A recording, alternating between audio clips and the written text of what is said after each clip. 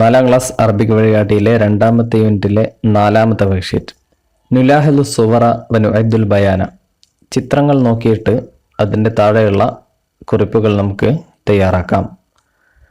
ആദ്യത്തെ ഫോട്ടോ കൊടുത്തിരിക്കുന്നത് താജ്മഹലിൻ്റെതാണ്. അതിനെക്കുറിച്ച് ഒരു 3 വരിയിൽ ഇവിടെ എഴുതിയിട്ടുണ്ട്. ഒന്നാമത് ഹാദാ താജ്മഹൽ, ഇത് താജ്മഹലാണ്. അടുത്തത് യഖഉ ബി ആഗ്ര, അത് ആഗ്രയിലാണ് സ്ഥിതി ചെയ്യുന്നത്. യഖഉ മീൻസ് സ്ഥിതി ചെയ്യുന്നു, സിറ്റുവേറ്റ് ചെയ്യുന്നു. ബി ആഗ്ര, ആഗ്രയിൽ.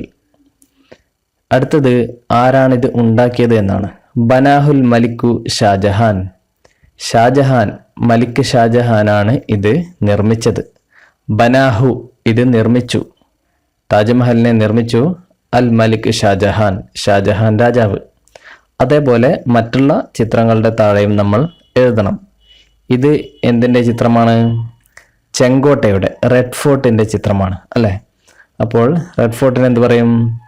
ഹാദിഹി അൽ ഖൽഅത്തുൽ ഹംറ എന്ന് പറയും. ഇത് ചെങ്കോട്ടയാണ്. അല്ലെങ്കിൽ ഹാദ അൽ ഹിസ്നുൽ അഹ്മർ, അൽ ഹിസ്നുൽ അഹ്മർ എന്നാണ് ചെങ്കോട്ടക്ക് കൂടുതലായും പറയുന്നത്.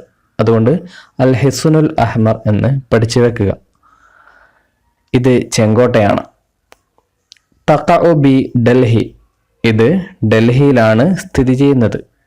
ബനാഹുൽ മലിക് ഷാജഹാൻ, ഷാജഹാൻ രാജാവാണ് ഇത് നിർമ്മിച്ചത്. താജ്മഹലും ചെങ്കോട്ടയും നിർമ്മിച്ചത് ഷാജഹാനാണ്. അടുത്തത് ഇതെന്താണ്? കുത്തുബ് മിനാറാണ് അല്ലേ? ഹാദിഹി മനാറത്തു കുത്തുബ് അല്ലെങ്കിൽ ഹാദ കുത്തുബ് മിനാർ, ഇത് കുത്തുബ് മിനാറാണ്. തഖഉ ബി ഡൽഹി, ഇത് ഡൽഹിയിലാണ് സ്ഥിതി ചെയ്യുന്നത്. ബനാഹു അസുൽത്താൻ ഖുതുബുദ്ദീൻ ഐബക്, സുൽത്താൻ ഖുതുബുദ്ദീൻ ഐബക് ആണ് ഇത് നിർമ്മിച്ചത്. അടുത്തത് ചാർമിനാറാണ്. ഹാദ ചാർമിനാർ, ഷാർനോ ഛാർനോ എഴുതാം. ഇത് ചാർമിനാറാണ്. തഖഉ ബി ഹൈദരാബാദ്, ഹൈദരാബാദിലാണ് ഇത് സ്ഥിതി ചെയ്യുന്നത്. ഇന്നത്തെ തെലങ്കാനയിലെ ഹൈദരാബാദിൽ.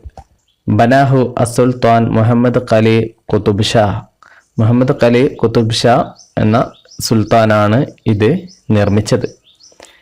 ഇങ്ങനെ എഴുതുക. അടുത്ത വർക്ക്ഷീറ്റ്, 5ാമത്തെ വർക്ക്ഷീറ്റ്. നുലാഹിദു തഖ്വീമ വനക്തശിഫുൽ അയ്യാം. നമുക്ക് കലണ്ടർ നിരീക്ഷിച്ചുകൊണ്ട് ദിവസങ്ങൾ കണ്ടെത്താം. ഇവിടെ കലണ്ടറിൽ ഓരോ ദിവസങ്ങളുടെയും പേര്, ആഴ്ചകളുടെ പേര് ഇവിടെ കൊടുത്തിട്ടുണ്ട്. അതൊന്ന് വായിച്ചു നോക്കാം. അസബത്ത്, സബത്ത് എന്താണ്? ശനിയാഴ്ചക്കാണ് സബത്ത് എന്ന് പറയുക. അൽ ജുമുഅ വെള്ളിയാഴ്ച. അൽ ഖമീസ് വ്യാഴാഴ്ച. അൽ അർബിഅ ബുധനാഴ്ച.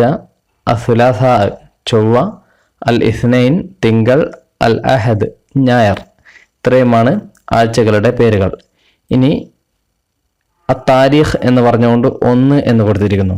1-ാം തീയതി ഏത് ദിവസമാണ്? അസുലാസ ചൊവ്വാഴ്ചയാണ് അല്ലേ? അതുകൊണ്ട് 1-ന് നേരെ യൗമു സുലാസ എന്നെഴുതുക, ചൊവ്വാഴ്ച.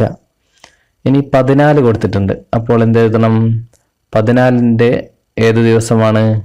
അൽ ഇസ്നൈനി തിങ്കളാഴ്ചയാണ്. അതുകൊണ്ട് ഇവിടെ യൗമുൽ ഇസ്നൈനി എന്നെഴുതുക. 20-ാം തീയതിയോ? ഞായറാഴ്ചയാണ്. അപ്പോൾ യൗമുൽ അഹദ്. 25-ാം തീയതി അൽ ജുമുഅ വെള്ളിയാഴ്ച, യൗമുൽ ജുമുഅ എന്നെഴുതുക. ഇനി 16-ാം തീയതി അൽ അർബിഅ ബുധനാഴ്ചയാണ്. അതുകൊണ്ട് യൗമുൽ അർബിഅ എന്നെഴുതുക. ഇനി 31-ാം തീയതി, 31 ഇവിടെയുണ്ട് അല്ലേ? വ്യാഴാഴ്ചയാണ്. അതുകൊണ്ട് യൗമുൽ ഖമീസ് എന്ന് എഴുതുക.